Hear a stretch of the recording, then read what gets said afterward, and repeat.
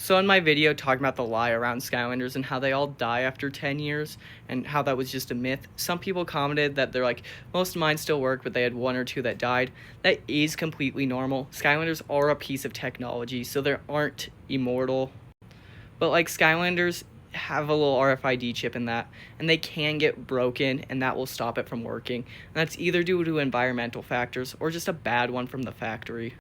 I'm not the best at explaining it, so here's another clip from Robert Langland explaining how they can stop working. Ironically, I think they're pretty robust. They will last a really long time. The bit that doesn't last quite so long is the glue and the attachment method to the tag itself, which is like this little mylar plastic with an aluminium antenna on it, and that that will vary on how well treated the toy is. If the toy's put in extreme heat or frozen, I think it's likely to break earlier. We had some of the early Giants toys failed. Mostly they failed in QA, but I think a few got out into the real world that had a poor glue, the conductive glue that joins them together failed, and Activision just replaced those toys as people reported problems with them. Sometimes the Mylar tags fail. Either the Mylar has a flaw or the tag has a flaw, so there'll be a few like that. But